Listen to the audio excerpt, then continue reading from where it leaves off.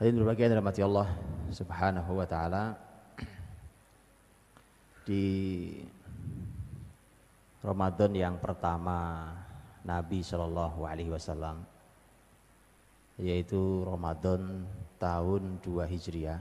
Itu Ramadan pertama, Ramadan tahun 2. Kalau tahun 2 itu artinya Nabi Muhammad sudah 15 tahun jadi Nabi,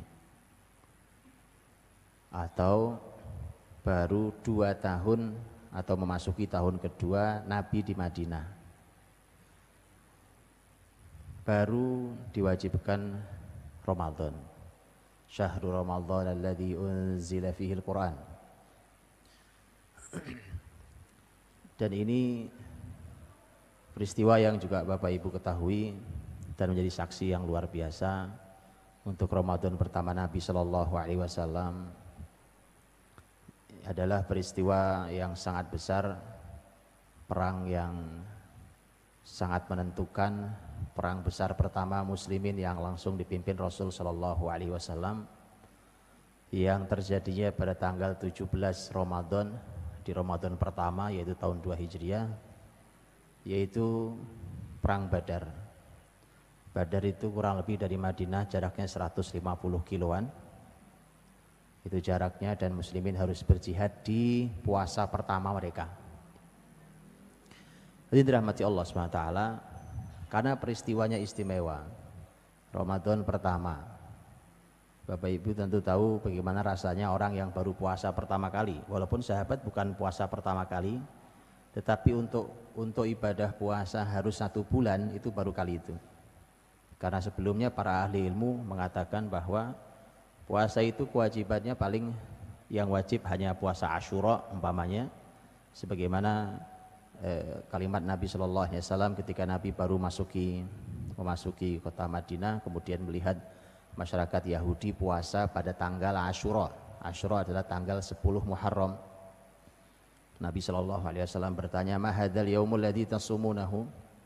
Hari apa yang kalian puasai ini? Mereka menjawab, "Hadza wallahi khair.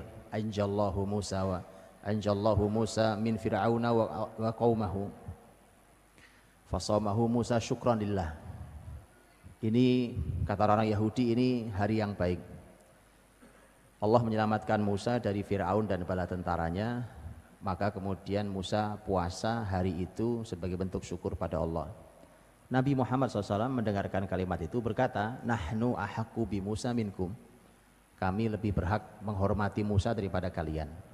Maka Nabi memerintahkan, mewajibkan sahabat untuk puasa hari Asyura. Jadi wajib itu hanya yang awal adalah hari Asyura. Nanti ada pendapat lagi yang lain.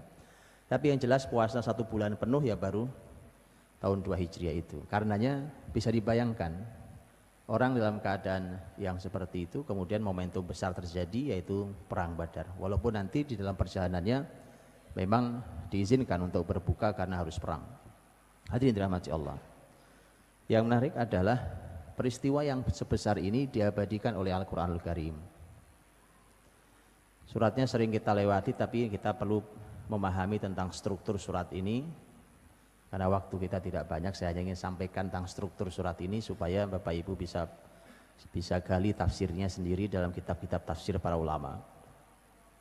Hadirin berbahagia yang dirahmati Allah. Momentum yang sangat amat besar dan bersejarah itu ternyata diabadikan Allah Subhanahu wa taala di dalam surat Al-Anfal.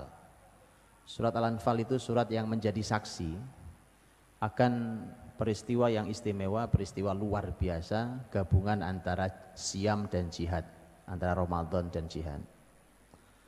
Surat Al-Anfal, surat yang ke-8, kata Al-Anfal dari kata nafl. Nafl itu adalah sesuatu yang dibagikan oleh panglima, oleh imam, oleh pemimpin. Itu namanya nafl. Jamaknya Al-Anfal.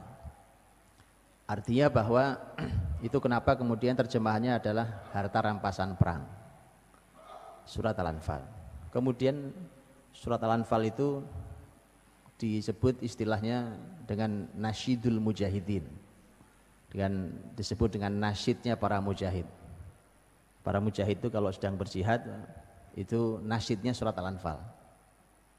Itu yang mereka suarakan karena luar biasa surat ini berbicara tentang jihad, dan ternyata itu adalah jihad besar pertama muslimin bersama Rasulullah SAW di Ramadan pertama.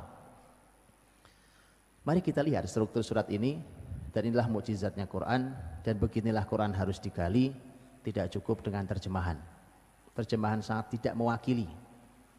Jadi terjemahan sangat tidak mewakili kemukjizatan Quran. Karenanya harus membaca tafsir para ahli ilmu. Shaimin dan Shaimat hafidhakumullah. Selayaknya bertutur tentang sebuah kisah sejarah, dan ini adalah perang Badar. Kalau di buku sejarah pasti penuturannya itu kronologis, dimulai dari sebab kenapa terjadi perang, terus kemudian keberangkatan, persiapan keberangkatan, kemudian nanti sampai di lokasi, pengecekan pasukan, campnya di sebelah mana, atur strategi, kemudian perang tanding, kemudian perang berkecamuk, kemudian begitu seterusnya sampai selesai perang, siapa yang menang, siapa yang kalah, korbannya ada berapa, dan seterusnya. Itu buku sejarah kalau itu. Tapi ini Quran. Quran bukan buku sejarah, walau sepertiganya adalah sejarah. Terus apa yang dimau oleh Al-Quran? Inilah indahnya. Quran memberikan kepada kita pelajaran sejarahnya. Inti dari sejarah yang disampaikan adalah agar menjadi ibrah, menjadi pelajaran. Seperti tadi barusan imam kita membaca surat Al-Hasyr, hafizahullah ta'ala, beliau membaca surat Al-Hasyr, yang surat Al-Hasyr sesungguhnya juga merupakan surat yang oleh oleh sahabat mulia Abdullah bin Abbas disebut juga sebagai surat Bani Nadir. Bani Nadir itu adalah Yahudi di Madinah dulu, salah satu Yahudi yang besar, Yahudi Bani Nadir. Peristiwa pengepungan dan pengusiran Yahudi Bani Nadir Allah abadikan di surat Al-Hasyr, dan itu menjadi inspirasi besar sampai hari ini sebenarnya bagi muslimin. Kalau muslimin sadar bahwa mengalahkan Yahudi itu ya pakai surat Al-Hasyr itu, Pak. Cuma memang harus digali sangat dalam, bukan ayat per ayat, tapi huruf per huruf. Karena mukjizat Quran terletak bukan hanya pada kata ayat. Karena sebuah konsep bisa terletak di satu huruf dalam Al-Quranul Karim, bukan di ayat, Pak. Ayat terlalu panjang, satu ayat berapa huruf? Bukan kata bahkan, tapi dalam huruf terkandung sebuah konsep besar. Itu kenapa kemudian saya sampaikan tadi terjemahan sangat tidak mewakili Al-Quranul Karim. Hadirin dirahmati Allah, surat Al-Anfal bertuturnya tidak seperti buku sejarah yang kronologis dari awal sampai berakhir perang. Tapi justru Al-Anfal bertutur dari akhir, dari hasil akhir, karena suratnya namanya surat Al-Anfal, harta rampasan perang. Dan harta rampasan perang itu artinya perang sudah selesai. Perang sudah selesai, muslimin menang dengan izin Allah, kemudian muslimin mendapatkan harta rampasan perang dari musuhnya yang lari meninggalkan banyak harta. Kemudian dari sana baru mulai mundur ke belakang, bertutur kisahnya. Mengapa begitu?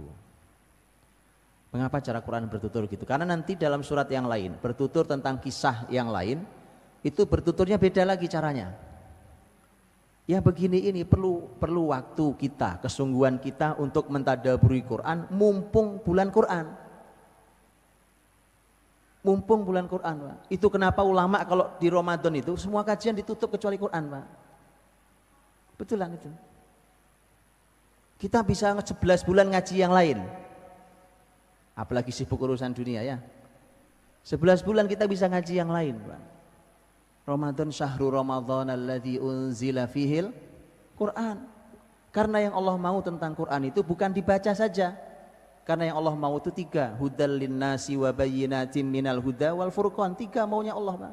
Bukan dibaca. Baca enggak masuk di sini malah. Karena baca itu hanya salah satu saja. Hudan itu petunjuk, bayyinat itu penjelas, furqan itu pembeda. Itu yang Allah mau di bulan Ramadan. Quran itu kalau dibaca, apalagi bahasa Arab, terus kita nggak paham juga bahasa Arab itu, nggak jadi petunjuk. Kalau dapat pahala iya, alhamdulillah. Quran dibaca tidak paham sekalipun, alhamdulillah pahalanya besar. Tapi yang Allah mau di Ramadan, hudal linnas wa bayyinatin minal huda wal furqan. Begitu. Makanya mumpung Ramadan, kesempatan, Pak. Ini baru bertutur tentang kisah. Kisah ini lihat, baru bicara tentang cara bertutur. karena mengandung makna yang luar biasa. Ada kalau buka surat Yusuf, di surat Yusuf itu bertuturnya kronologis Pak, dari kecil terus sampai Yusuf jadi orang besar, sampai bapaknya jadi sudah semakin tua sepuh, bertuturnya kronologis. Kenapa begitu? Ada tujuannya. Kadang bertuturnya loncat-loncat Pak. Kadang-kadang kita menduga bahwa ada ayat yang mengulangi kisah di surat lain. Oh ini sama nih Pak, kisahnya Musa dengan Fir'aun sama dengan kisah yang di sana. Oh ini sama waktu Musa kecil sama dengan surat yang di sana. Para ulama katakan nggak ada yang sama. Itu waktu yang berbeda, peristiwa yang berbeda, dan Allah ingin menekankan yang beda. Jadi kalau Bapak Ibu masih memahami ini kisahnya sama dengan yang surat sana, berarti memang perlu buka tafsir. Jadi kalau Anda masih menduga ada kisah yang sama dalam Quran, Anda perlu buka tafsir. Itu gara-gara baca terjemahan. Jadi hadirin, surat Al-Anfal Allah memulainya dengan dari akhir mulainya. Mengapa? Muslimin harus belajar di kemenangan besar pertama di perang Badar ini. Justru ini merupakan sebuah warning dari Allah. Ini merupakan peringatan besar dari Allah. Hati-hati. Hari pertama kemenangan kalian bisa menjadi hari pertama kekalahan kalian. Lihat Pak, muslimin sudah berjuang luar biasa, bukan begitu? Luar biasa berjuang. Apa saja dalam kehidupan kita, mengerahkan seluruh tenaga, waktu, potensi, harta, semua dikerahkan. Menang, itu Allah ingatkan, hati-hati. Hari pertamamu menang, bisa jadi hari pertamamu kalah. Apa sebabnya? Yas'alunaka 'anil anfal. Itu sebabnya Pak. Silahkan baca di semua sejarah Islam, di abad manapun, di dinasti manapun, sepanjang lebih dari 1000 tahun Anda akan jumpai penyebab kekalahan muslimin, sebabnya Al-Anfal, harta rampasan perang. Kalau sudah menang Pak, sudah masing-masing merasa berjasa, kemudian bertanya, berapa jatah saya? Wallahi Pak, selalu muslimin lelah luar biasa, berwaktu-waktu, berhari-hari, berbulan-bulan mungkin, kalah di hari pertama kemenangannya. Mari kita lihat aslinya kayak apa. Yas'alunaka 'anil anfal. Mereka bertanya kepadamu wahai Muhammad. Jadi para sahabat ini bertanya kepadamu wahai Muhammad tentang al-anfal, tentang harta rampasan perang. Ini penyebabnya adalah ketika Rasul sallallahu alaihi wasallam dan para sahabat selesai di perang Badar dan Allah memberikan kemenangan yang sangat amat gemilang yang tidak pernah diduga oleh ahli strategi militer manapun. Kalau Anda baca, tidak pernah dia bisa menduga muslimin dan Rasul dan muslimin berhasil menang di perang Badar melawan Quraisy. Begitu menang, begitu menang, kemudian muslimin bertanya. Muslimin disebutkan dalam sejarah pecah jadi 3 Pak. Itu hari pertama kemenangan Pak, musuh baru saja pergi kabur musuh, baru lari, muslimin pecah jadi 3. Yang satu bilang, saya yang posisinya di depan, paling front, di paling depan menghadapi musuh. Kami yang langsung berhadapan dengan musuh. Kan pasukan berlapis-lapis. Satu kelompok bilang, oh jangan begitu. Kami yang tadi ngejar musuh sampai memastikan bahwa musuh tidak kembali lagi, itu kami yang memastikan mereka. Jadi kami nggak sempat ngurusi harta seperti kalian ngurusi. Kami nggak sempat ngurusi karena kami ngejar musuh. Waktu mereka kabur, satu kelompok bilang, jangan begitu. Dari semua pasukan ini siapa yang paling penting? Panglima kita, Rasul sallallahu alaihi wasallam. Kami kelompok yang menjaga Rasul, karena memang khusus di perang Badar Nabi dibuatkan Arish namanya. Arish itu adalah panglima, tenda panglima. Ini cuma di perang Badar, karena muslimin sangat tidak siap perang, muslimin sangat khawatir mati di situ. Itu Quran katakan di surat Al-Anfal, nanti kita lewati. Dan ketika keadaannya seperti itu, maka mereka punya usulan, ya Rasulullah kau tidak boleh ikut perang di depan. Karena Nabi itu sebenarnya kalau perang nggak ada di belakang Pak, nggak ada panglima di perang di belakang. Itu panglima hari ini. Sahabat mengatakan Rasul itu kalau perang, Nabi orang yang paling dekat dengan musuh. Itu Rasul SAW. Tapi khusus di perang Badar Nabi diletakkan di paling belakang. Itu usulan para sahabat, ya Rasulullah kau tidak boleh ikut perang karena muslimin sudah menduga kalah masalahnya Pak. Muslimin itu sudah menduga kalah. Anda bisa bayangkan itu. Itu keadaan perang Badar itu. Muslimin tidak siap. Bahkan Quran mengatakan di surah Al-Anfal ini, ka'annama yusaquna ilal maut. Seperti mereka digiring menuju kematian. Itu rasa muslim itu sampai kayak gitu, Pak. Saking merasa kalah, mati kita nih, mati di sini kita nih. Ka'annama yusaquna ilal maut wa hum yanzurun. Maka Nabi ditaruh di belakang oleh sahabat dengan kalimat dijaga oleh beberapa sahabat.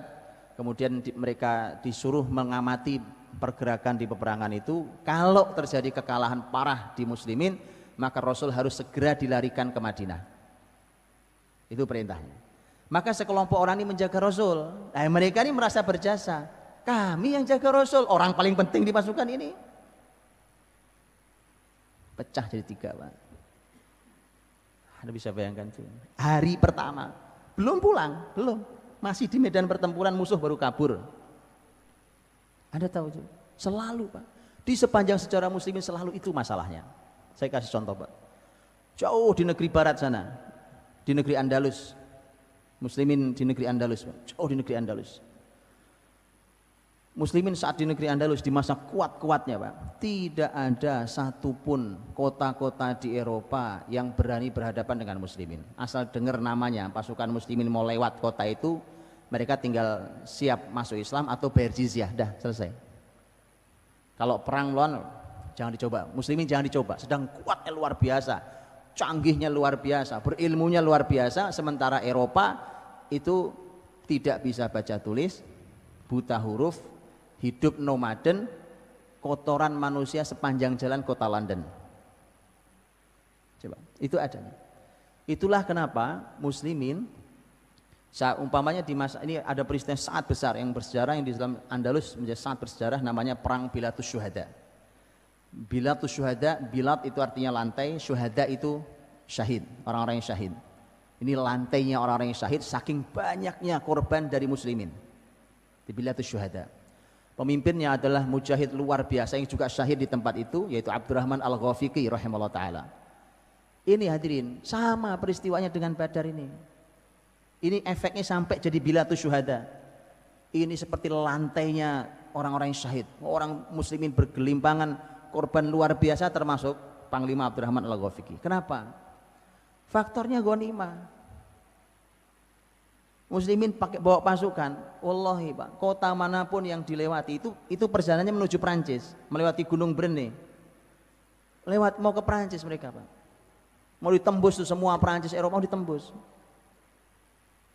Gak ada yang bisa menghentikan. Yang menghentikan adalah harta. Musuh tidak pernah kuat selama muslimin tidak rakus harta, Pak. Karena kepala kita adalah harta. Orientasi kita adalah duniawi, material. Musuh gak pernah kuat, gak pernah musuh kuat. Yang ada adalah muslimin yang lemah. Gak ada musuh. Anda boleh baca sejarah manapun, tidak pernah ada. Luluh lantaknya Baghdad tahun 656 oleh pasukan Tatar Mongol. Itu bukan karena Mongol kuat, wallahi, Pak, bukan karena Mongol kuat. Anda boleh baca. Karena muslimin lupa, muslimin lalai, larut dalam urusan dunianya. Tidaklah Granada, kota terakhir, tutup diserahkan kepada Ratu Isabella, dipasang, disematkan salib sangat besar terbuat dari perak di Istana Al-Hamra, istana terakhir yang dimiliki muslimin. Tidak itu terjadi, bukan karena kerajaan Kastil Aragon itu hebat, Pak. Bukan sama sekali, karena muslimin yang lemah. Sama, mau kita lihat zaman hari ini pun sama. Kalau hari ini kita melihat betapa lelahnya kita, wallahi, Pak, musuh gak ada yang kuat. Anda gertak lari dia, Anda gertak lari. Tapi yang jadi masalah adalah harta. PR kita, betul kalimat Nabi, penyakit muslimin itu adalah al-wahan, hubbud dunia wa karahiyatul maut. Itu, hanya itu. Karena cinta dunia luar biasa, takut mati. Jadi hadirin, karenanya yas'alunaka 'anil anfal. Ketika Al-Anfal menjadi pembahasan utama di perang Badar di dalam surat Al-Anfal, Karena itu menjadi masalah serius. Muslimin mulai pecah jadi 3 dan kemudian setelah itu saling bertanya. Faktor bertanyanya adalah karena merasa berjasa dengan tugas yang sudah dijalankan masing-masing. Karena merasa berjasa itulah maka mereka mulai bertanya. Mereka, wahai Muhammad, bertanya kepadamu tentang harta rampasan perang. Nanya itu karena pengen nanya jatah saya berapa. Lihat jawaban Quran sangat menarik. Orang nungguin, Pak. Anda bayangkan ini, 300 sekian belas sahabat. Ada perbedaan pendapat di antara para ahli sejarah. Ada yang mengatakan 313, 317, 319. 300 sekian belas sahabat, yang jelas tidak sampai 320. Mereka bertanya, berapa jatah kami ya Rasulullah? Ini mengaku berjasa. Surat ini memberikan jawaban. Mereka bertanya kepadamu, wahai Muhammad, tentang harta rampasan perang. Qulil anfalu lillahi war rasul. Muhammad jawab, harta rampasan perang ini milik Allah dan Rasulnya. Sudah nungguin Pak jatah saya berapa? Jawaban ayat, ini milik Allah dan Rasulnya. Orang sudah nungguin siapa jatah saya? Ternyata milik Allah dan Rasulnya. Mereka sebenarnya tahu, Pak. Para sahabat tahu persis. Kalau milik Allah dan Rasulnya berarti itu maknanya, diantara maknanya adalah ini aturan kita serahkan pada Allah dan Rasulnya, terserah ngaturnya gimana. Saya masih berpeluang dapat. Kita tungguin ayat yang keberapa adanya. Jatah kita di keberapa. Quran mengatakan, qul anfalulillahi wa rasul fattaqullah, maka bertakwalah pada Allah. Dengerin nasihatnya, pokoknya saya nunggu jatah saya berapa. Fattaqullah, bertakwalah pada Allah. Waslihu dzata bainikum, perbaiki hubungan di antara kalian, itu paling penting. Itu paling penting. Itu Pak, para ulama mengatakan, mengapa harus muncul setelah takwa adalah islah dzatil bain, perbaikan hubungan di antara kita. Para ahli ilmu mengatakan inilah kalimat Qur'ani yang mengatakan bahwa pemecah belah antara kita adalah urusan harta. Kalimatnya qot'i, Pak. Setelah kata fattaqullah, setelah bertakwa, itu kalimat berikutnya adalah perbaiki hubungan di antara kalian. Itu yang paling penting, itu yang mahal. Harta mah gak seberapa. Ini yang paling mahal adalah hubungan di antara kalian. Fattaqullaha wa aslihu dzata bainikum wa atiullaha wa rasulah. Terus kau taat pada Allah dan Rasulnya. In kuntum mu'minin, kalau kalian benar orang-orang beriman. Terus dibacakan ayatnya. Ditungguin oleh mereka. Ditungguin, mana ayatnya? Anda tahu dalam surat Al-Anfal itu ayat dibacakan terus ditunggu, nggak ketemu itu jatahnya berapa jatah kita. Jatah itu baru dibahas dalam surat Al-Anfal di ayat 41. Wa'lamu annama ghanimtum min syai'in fa anna lillahi khumusahu. 1/5 ternyata. 1/5 itu jatah Allah dan Rasulnya cuma 1/5. Loh yang 4/5 berarti jatah kalian. Itu ayat 41. Itu artinya apa? Sahabat suruh dengerin dulu nasihat Allah 40 ayat. Itu paling penting. Urusan harta udahlah. Allah Maha Rahmat, Allah Maha Rahim kalian. Harta pemecah hubungan di antara kalian. Kalau sudah berjuang, setelah itu orang merasa paling berjasa. Rebutan coba. Ini sahabat loh. Jangan bilang, wah ini kita solid, kita luar biasa. Ini sahabat ini. Imannya nggak luar biasa, nggak usah dipertanyakan. Jangan angkuh, jangan sombong, Pak. Jangan merasa solid dalam hal ini. Kita uji. Kita akan diuji Allah Subhanahu wa taala dalam hal ini. Benarkah kebersamaan ini ikatannya iman? Ayat 41 baru bicara tentang jawabannya seperti apa. Jadi 40 ayat dikasih nasihat oleh Allah SWT. Dan hadirin, isi nasihatnya itu, kalau nanti silakan dibuka ya, silakan dibuka kembali.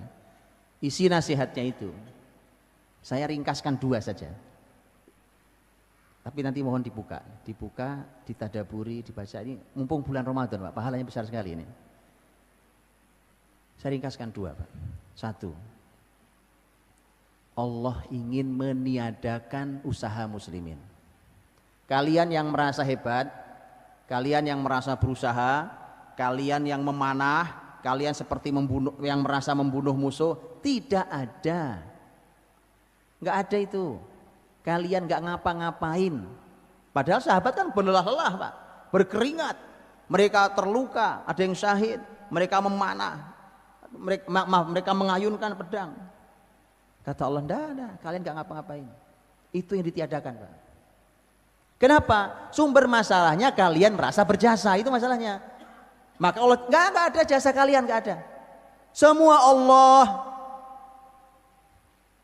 nggak ada jasa kalian. Maka ayat menggambarkan tentang kalian lo takut waktu mau masuk perang. Kan muslimin tadi saya bilang, sampai mereka muslimin tidak suka perang. Saat itu muslimin nggak siap, sama sekali tidak siap. Dari semua sisi nggak siap, perbekalan kalah, jumlah kalah, persiapan kalah, semua kalah.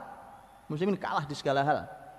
Kalau lihat jumlah saja, itu jumlahnya muslimin cuma sepertiga dari jumlah musuhnya. Semua kalah. Di saat keadaan seperti itu, kalian kan tidak siap. Bahkan kalian merasa kayak digiring menuju kematian. Tapi begitu perang menang kok kalian pada merasa hebat. Tadi masuk kalah. Masuk itu sebelum masuk sudah kalah Pak. Makanya Allah berfirman, "Idz tastaghitsuna rabbakum fastajaba lakum anni mumiddukum bi alfim minal malaikati murdifin." Ketika kalian minta tolong, ketika kalian berdoa sungguh-sungguh pada Allah, ketika kalian melakukan istighotsah, tastaghitsun itu istighotsah. Ketika kalian beristighotsah, meminta bersungguh-sungguh meminta pada Allah Subhanahu wa taala, Allah kabulkan, Allah kirimkan 1000 malaikat berbaris. Orang Quraisy jumlahnya 1000. Malaikat yang Allah turunkan 1000. Tapi sebenarnya kalau malaikat nggak perlu 1000 Pak. Kenapa? Ada tahu, yang mimpin langsung Jibril. Karena Nabi melihat, sahabat nggak ada yang lihat. Nabi ngabari, kata Nabi, kabar gembira, Jibril sudah datang. Nabi lihat, Jibril datang. Nabi sampai Nabi gambarkan, dinarasikan oleh Nabi, deskripsikan. Kata Nabi, Jibril datang menggunakan pakaian putih dengan kuda putih. Jibril datang dengan pasukannya. Itu hadirin, malaikat itu nggak perlu 1000 untuk mengalahkan, apalagi cuma 1000 musuhnya. Anda tahu Jibril alaihissalam, pemimpin para malaikat, malaikat paling mulia. Nabi Muhammad pernah melihat 2 kali dalam bentuk aslinya. Jibril alaihissalam itu kata Nabi, karena Bapak Ibu juga tahu bahwa Allah berfirman dalam surat Fatir, di dalam Allah berfirman, ja'ilil malaikati rusulan uli ajnihatim mathna wa thulatha wa ruba' yazidu fil khalqi ma yasha. Malaikat itu bersayap. Surat Fatir. Sayapnya macam-macam, terserah Allah, ada yang 2, ada yang 3, ada yang 4, dan terserah Allah menambahi berapa. Jibril sebagai malaikat paling mulia, kata Nabi Muhammad, sayapnya 600. Kalau satu sayap dibentangkan, maka tertutup ufuk timur sampai barat. Nggak perlu Pak, 1000 malaikat itu nggak perlu. Jibril sendiri aja kebanyakan. Yang begini ini dibahas ulama tafsir Pak, beneran direnungi ulama tafsir ini. Nah terus kenapa 1000? Kalau satu saja dan tidak usah Jibril juga. Ingat kan peristiwa Taif Bapak Ibu, ketika Nabi dakwah ke Taif, masyarakat Taif melempari Nabi SAW. Nabi didatangi Jibril, Jibril cuma nganterin malaikat gunung. Malaikat yang jaga, satu malaikat yang jaga gunung, mengucapkan salam ke Nabi. Cukup satu untuk menghukum masyarakat, satu masyarakat Taif, satu malaikat aja. Muhammad, aku sudah diutus oleh Allah, terserah engkau perintahkan apa. Cuma Nabi Muhammad tidak izinkan, kata Nabi tidak. Fa innahum qaumul la ya'lamun wa arju an yakhruja min aslabihim man ya'budullaha wahda. Tidak. Mereka ini masyarakat yang tidak tahu. Jadilah orang pemaaf, Pak. Masyarakat nggak tahu mau antum hukum, ya kan? Masyarakat nggak tahu itu dikasih tahu, bukan dicaci maki. Mereka masyarakat tidak tahu. Saya masih berharap kelak lahir dari tulang sulbi mereka generasi yang mau beribadah pada Allah Subhanahu wa taala. Bapaknya, bapak ibunya nggak dapat, anaknya diculik, Pak, dalam hidayah. Dan itu kejadian Taif. Nah, karena itu nggak perlu. Cuma pertanyaannya gitu, malaikat Kenapa harus 1000? Ulama nanya juga, Pak. Kenapa harus 1000? Kalau 1 sih cukup. Nah, ini jawabannya Bapak Ibu cari di tafsir. Ada. Ya. Saya nggak jawab, habis waktunya. Oke. Supaya kita ngaji tafsir, Pak. Ini bulan tafsir loh, bulan Ramadan ini bulan Quran. Bulan Quran. Mari, Pak.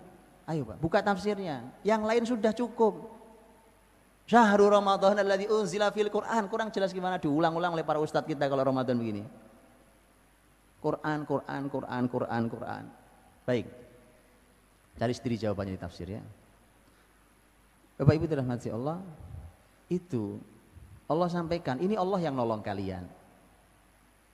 Bahkan Allah ingatkan, Allah ingetin muslimin, Pak. Idz yughashshikumun nu'asa amanatan minh. Apa kalian nggak ingat waktu kalian ngantuk kemarin? Ngantuk disebut-sebut Allah, Pak.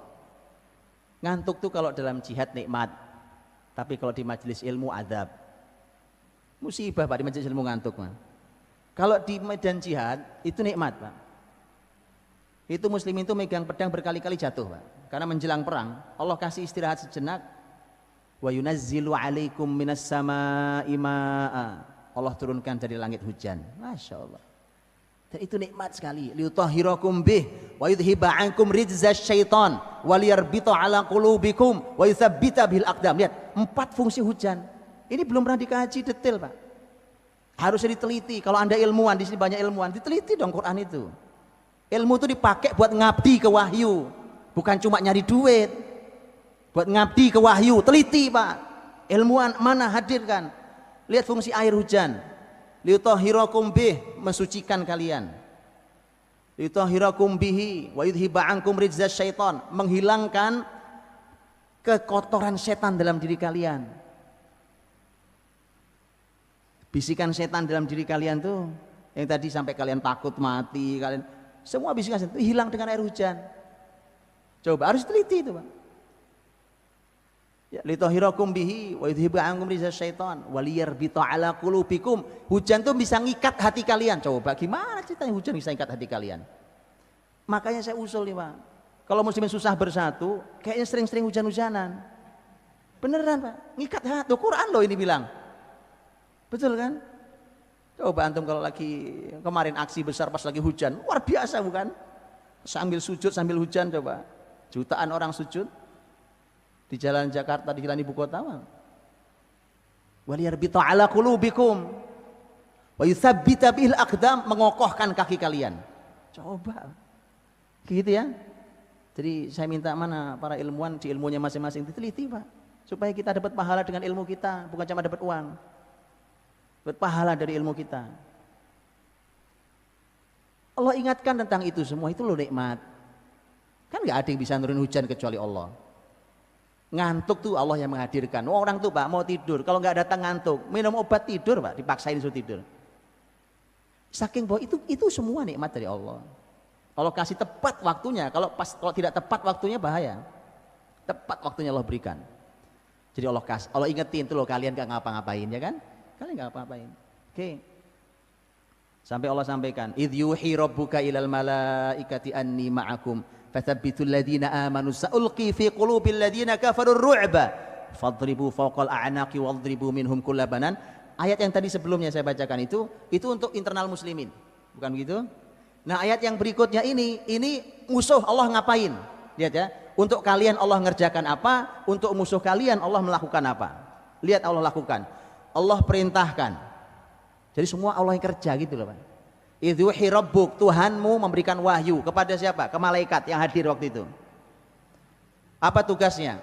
Kirimkan rasa takut di hati musuh kalian. Loh, selesai, Pak. Musuh itu kalau takut, selesai. Orang perang kok takut, kabur.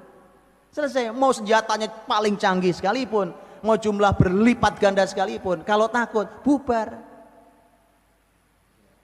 Allah bekerja apa di musuh kalian? Allah kirimkan rasa takut. Setelah kirimkan rasa takut, nggak cukup, nggak cukup.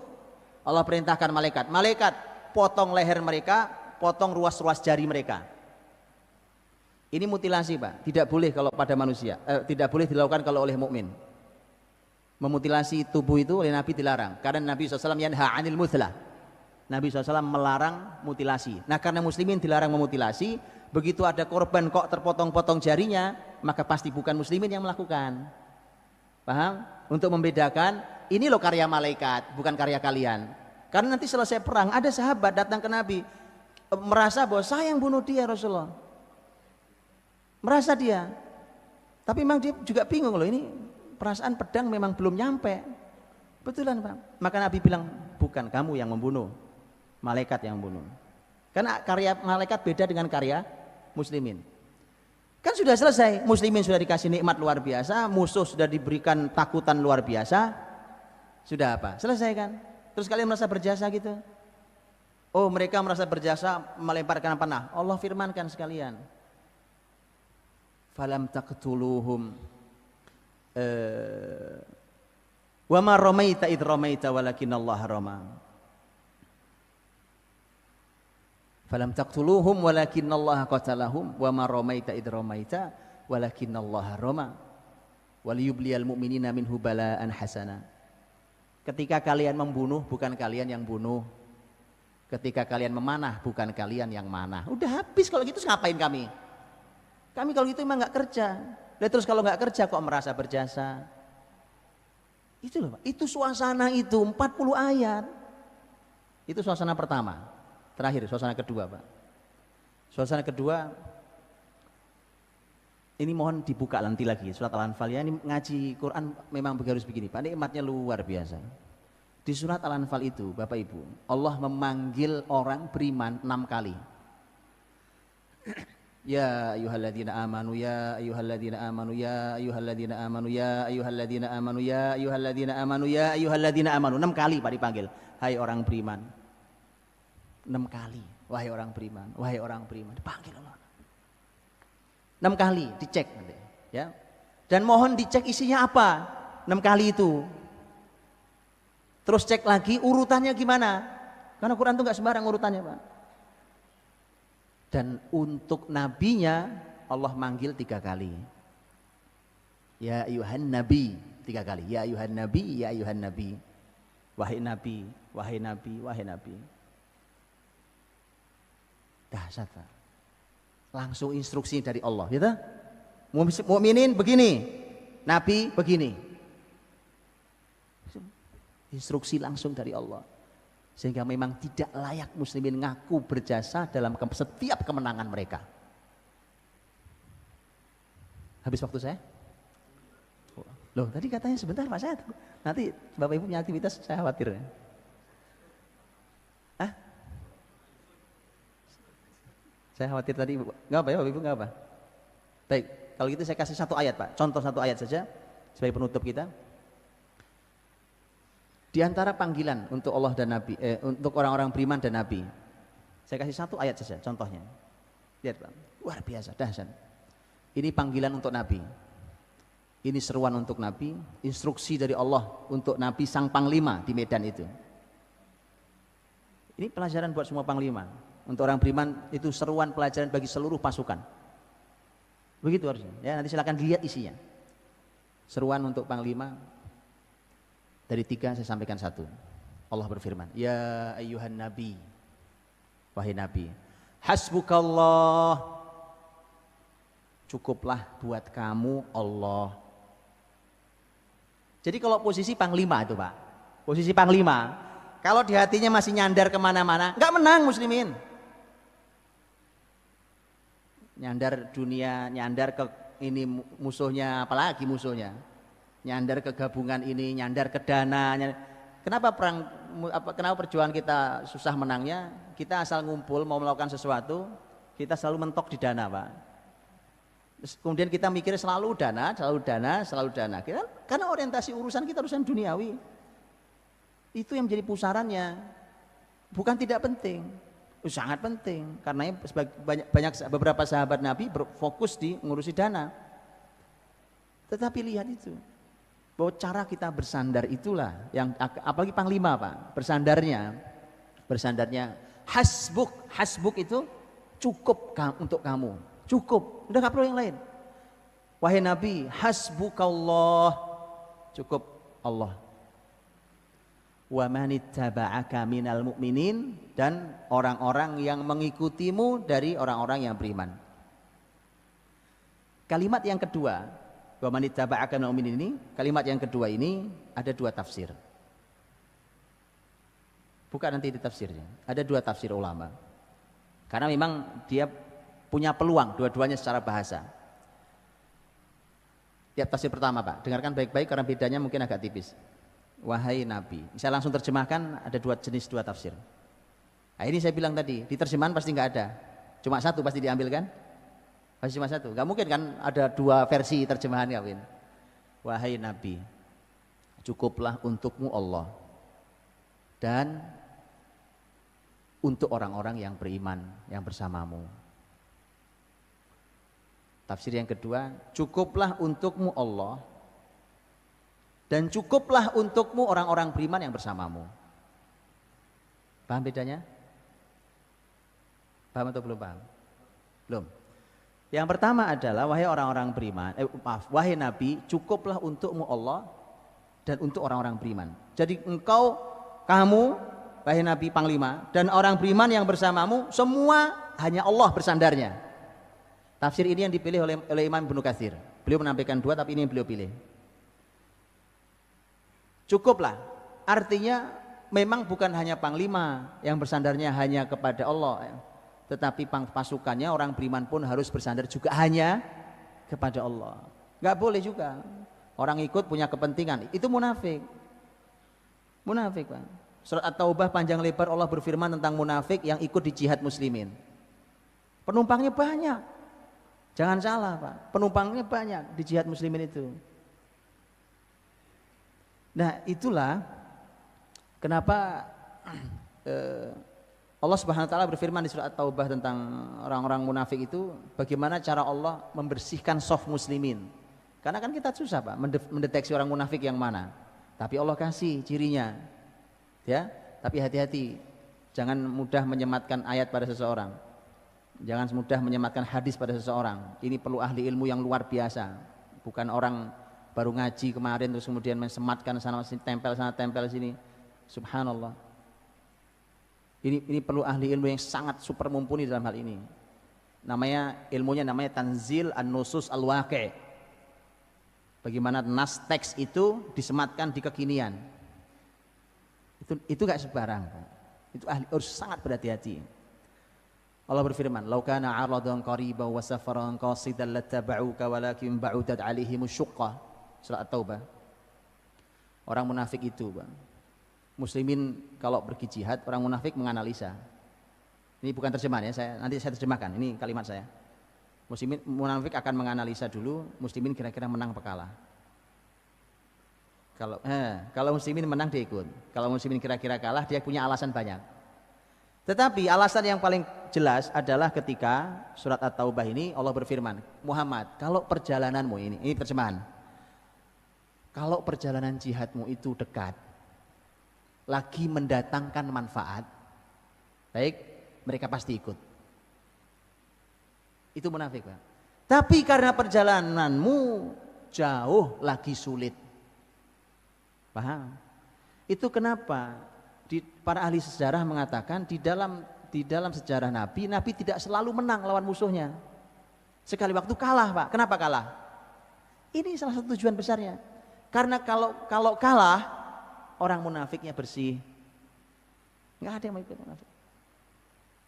Karena mereka analisa, kalah muslimin kayaknya ini. Seperti perang Uhud. Lihat Pak.